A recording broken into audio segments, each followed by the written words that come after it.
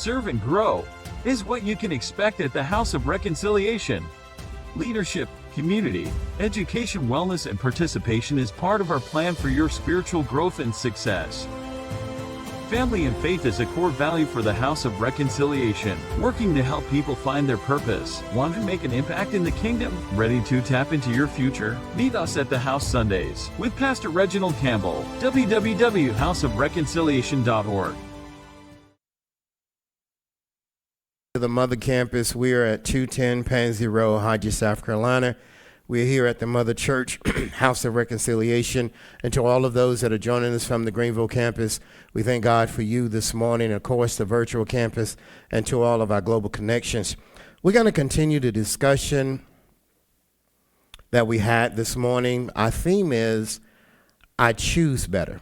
So we're going to talk about how and what hinders us from making good choices.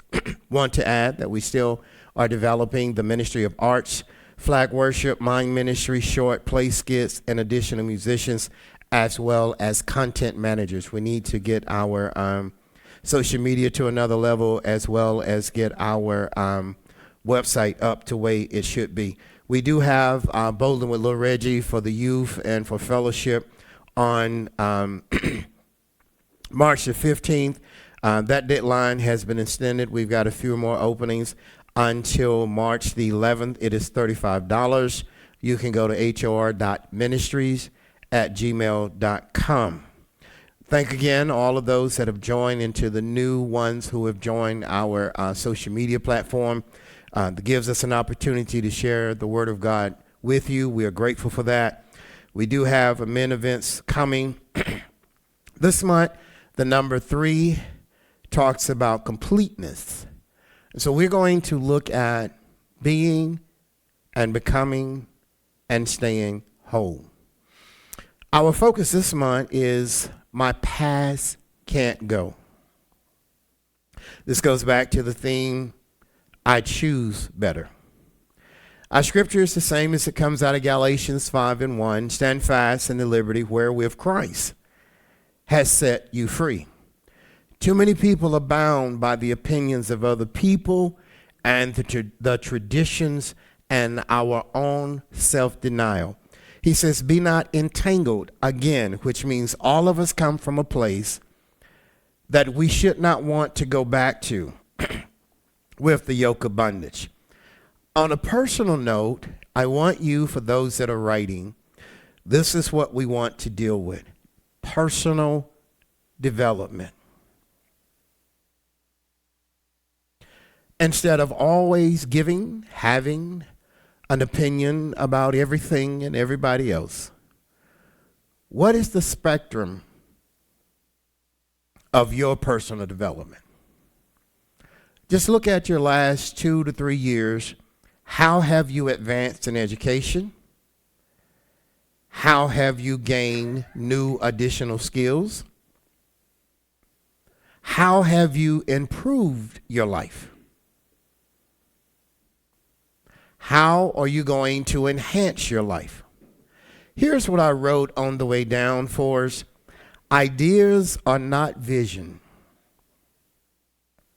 Neither is it substance. Ideas. A lot of people have ideas. Excuse me. Ideas have to be prepared and processed to become vision that births successful people. Successful people don't have the time to criticize and be in everybody else's business. When you work the process, it builds your confidence and gives you a platform of substance. I'll say it again. Ideas are not vision. Neither is it substance. Ideas have to be prepared and processed to become vision that births successful people, that builds confidence and substance. When that doesn't take place, here's what happens. we fall into the trap of confirmation bias. Confirmation bias is a phrase that was coined by English psychologist Peter Watson in the tendency of people to favor information that confirms or strengthens their beliefs and values. And once that has been established, it is difficult to dislodge once someone confirms it. See, you can't believe everything that your mind tells you, and you can't believe everything that you hear, because there are phases in the human mind that deals with imagination, illusions, come on somebody, hallucination, and hyper. So the mind will play tricks. And someone can come along and just say this very word, oh, I agree with you.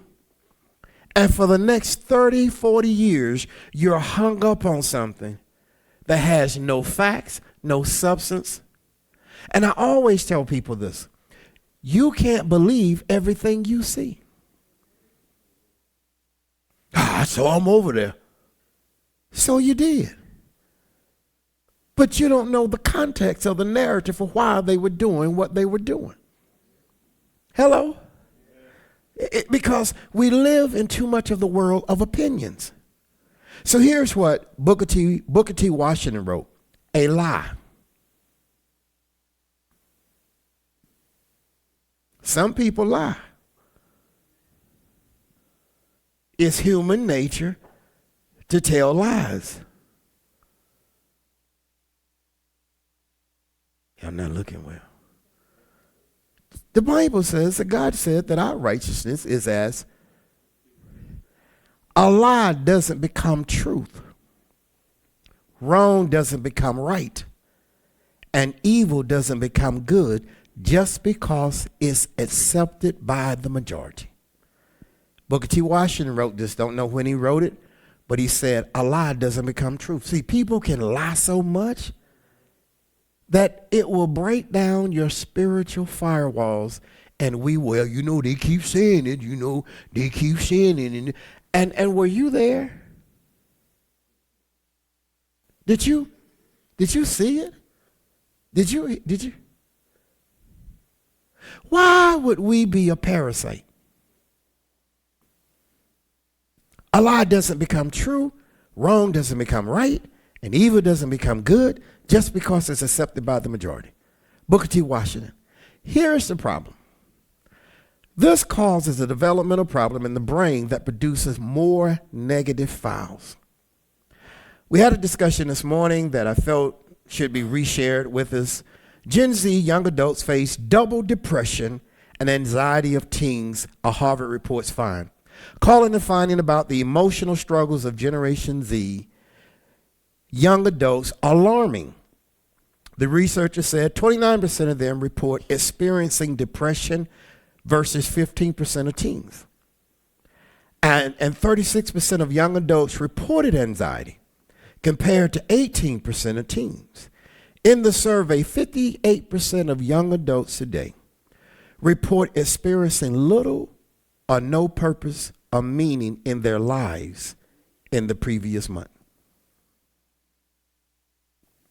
I can't let my past go with me.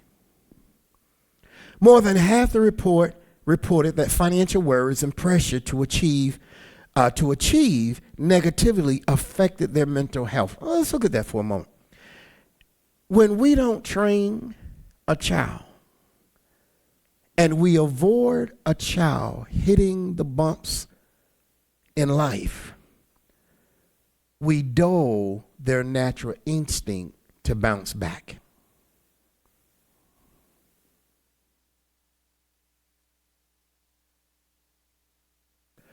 When we don't deal with the truth with our children and people, when the truth shows up, he or she struggled to deal with it. Because my whole life, I have been lied to. I have been told I was great when I have no proof of greatness.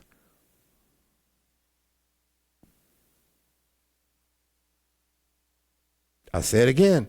More than half reported that financial woes and pressure to achieve negatively affected their mental health. So are we raising people and not challenging them to be prepared for life? Because we can give them more than what we had.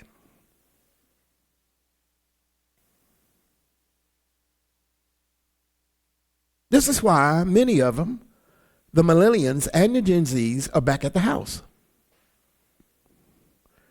When we cover and protect, and when we will not, you are the first line of offense to your children.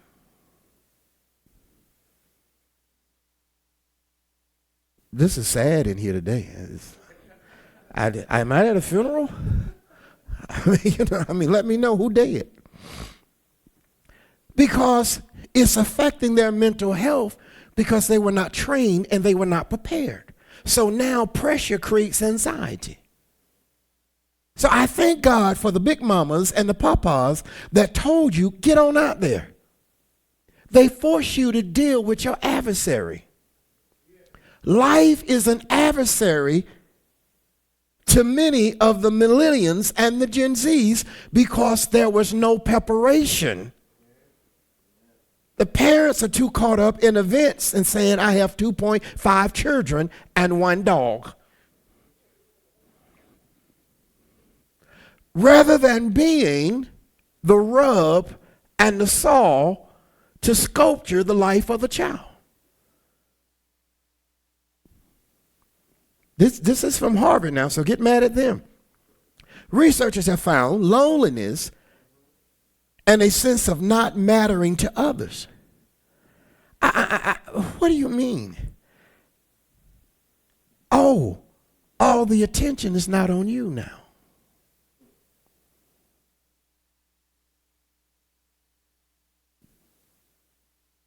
Every baby cute till it has a number 2.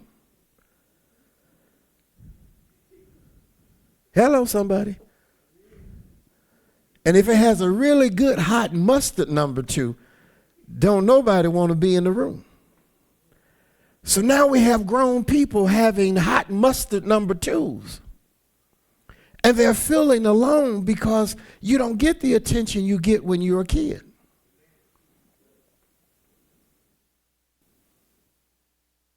And see, some parenting, I have to talk about us. You love the attention so much, you clip the wings of your children and then teach them how to fly. Because if you're going to learn how to fly, you're going to have to learn how hard it is to hit the ground. And when you learn how hard it is to hit the ground, you're going to flap them wings a little bit more harder and get them tendons a little bit more stronger so you don't bust yourself again. Hello? Oh, but you know, my children great. They ain't never done nothing wrong. How is it your children can be down at the courthouse for the 29th time and you can testify about everybody else's life, but you can't tell on your own children and your own brothers and sisters who you got to go get out this morning? You don't ever talk about your children being in the jailbird paper.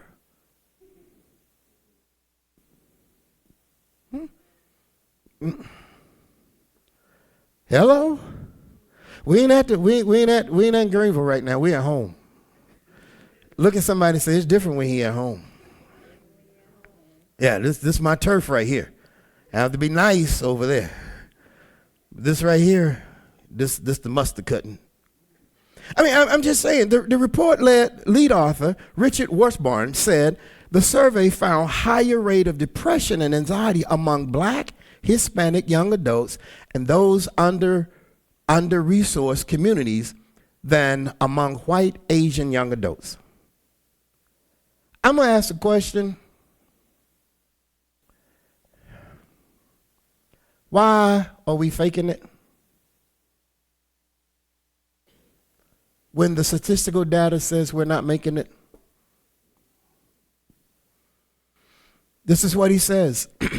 He says, for young people in low-income communities who have been dealing with classism or racism, lack of opportunity, who are cut off from health care, and high quality schools, lack of meaning and purpose is high in those communities because people are contending with those things. So when you are contending with those things, it is easier to fall into denial.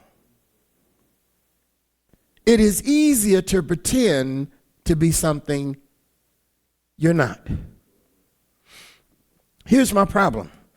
He says, I think what's going on in affluent communities can be quite different, he said. I think it can be this sort of single, narrow-minded focus on selective colleges and on high-status internship. Let me cross this bridge real quick. When our children or your children start out in these low-income industries, it sets a trajectory that what will determine their level of income the rest of their lives. I have always thought that, but now I have the scientific data that says this is what happens. So if you start out in a low service, low skill industry, and you're making minimum wage, all right, you graduate high school, the next thing for you is what we call mid-level, low skill set. I don't want to call no names, don't want to insult anybody. So if you went from 7, you act like you're making 10, they settle with you at 12. And if you stay there long enough, you'll get up to 18 and 20. When you look at the term selective colleges and high status internships, other people, kids, go and do an internship and all they have to receive is one check to give them a baseline of $30 an hour. So when they go apply for a job, they put a law firm, they put a dentist, doctor's office, they put a firm, corporate on it, and their pay scale starts at 30. Many of our children are coming out of high school, and we're happy that they're making 12. How can you compete in an environment when you've underserved your opportunities? So our kids are happy making $17 an hour when there are other kids that's up to $45 an hour. All because of where they started out at. It says high status internships. So then they come out of college expecting to get titles and positions and a certain level of pay. And other kids are coming out, oh, I thank God I graduated. Oh, Lord, he graduated. Was it that hard to graduate high school? It's a mindset. And so now you're down the street making $13.50 an hour, trying to have 4 kids, a house, 2 cars.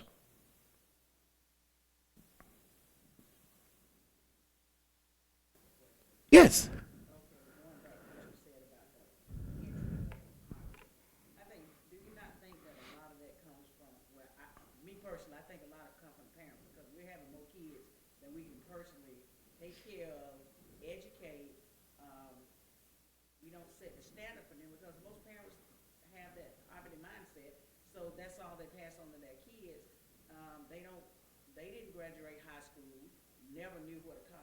Mm-hmm. So they don't instill that in their kids, and the kids just see, like you said, a bare minimum of getting by, so they have no expectations. You're absolutely right. You're absolutely right. Real quick, Google, what does it take from birth to 18 years old to raise a child today? Somebody Google that real quick. I want you to hold that. You're absolutely right. Because there's no process in the family. See, anytime people can have that kind of influence on you, that you see struggle and survival, you never meet opportunity. If you never meet opportunity, you can never meet future. If you can never meet opportunity, you can never meet future. And if you can't meet future, you can't meet destiny.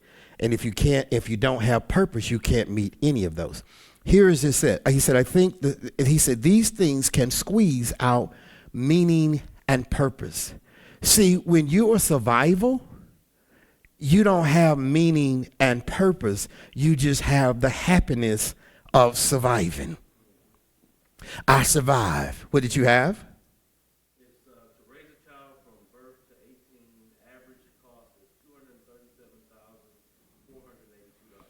So can we round up to about $240,000? So every time somebody has a kid, not including the hospital bill, it's going to take, so divide that by 18 years and tell me what that averaged a year.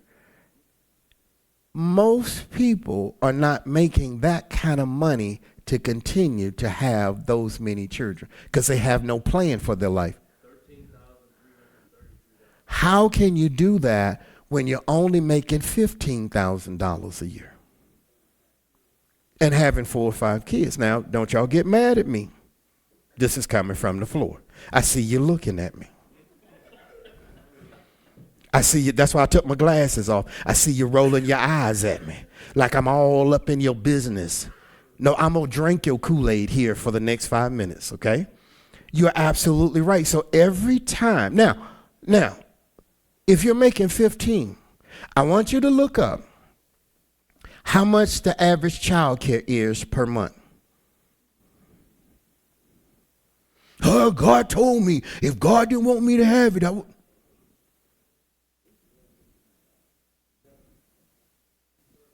Somebody saying $1,200, $1,500. I'm out of production, so I can't speak in that. I'm out. Average child care per month is about $450. Child care per month? Somebody look up child care per month. Well, everybody trying to line up their babies to go over there where it's $450 a month. Okay, somebody, what is wrong? Okay, he said it's wrong. Okay, wrong demographic. Okay, we let's go down the list. Come on. It don't matter. For an infant, that little baby in the back. If you're only making, come on, somebody multiply. So if it's an infant, multiply 1,200 times 12 and tell me what you got. Come on, you close. Come on, I'm finna do something. So that's 18,000. If you ain't making but 15,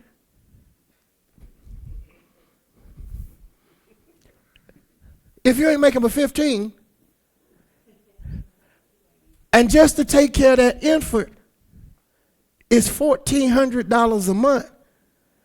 Prayer not gonna fix that. And let me tell you something. There are people coming after that too. They coming. They coming. Because listen, I shared and I was informed that in Mississippi, where there are 4 national HBC schools, they now want to defund them because of low enrollment.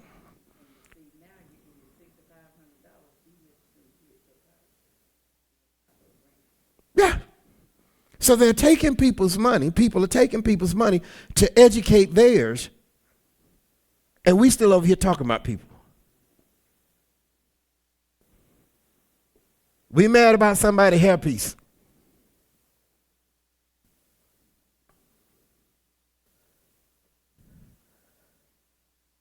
So it says, so yes, how they start out.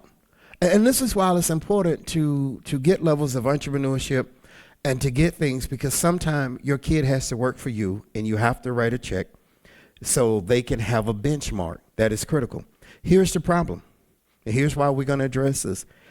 Ages 12 to 24, approximately 12 youth commit suicide a day.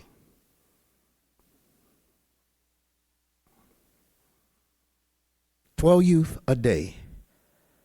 Not hit, not run over, not shot, not stabbed, no accidents, commit suicide a day.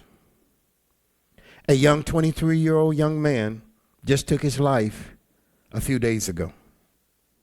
No one knows why. He played a violin. He was between, if I'm not mistaken, a 3.8 and a 4.1.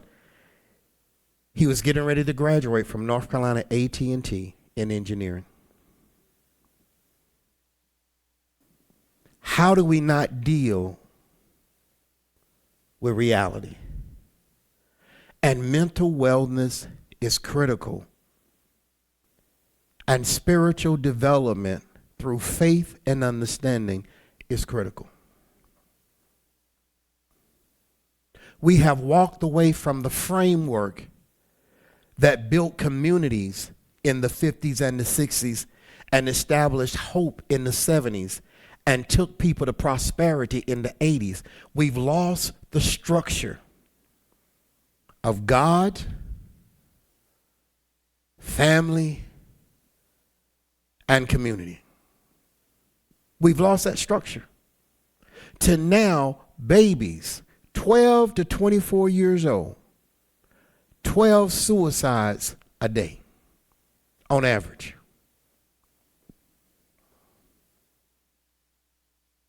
We're not facing the issues in our own lives, so we cannot help those that are young walk through their valleys. So our condolences go out to the University of North Carolina A&T, to his family, to his colleagues and fellow students at the school. No one knows why he took his life. Here's the thing I want to say as I close. We get things, but things don't fulfill us. We must come to the conclusion our past can't go with us forward. God bless you. We'll see you soon.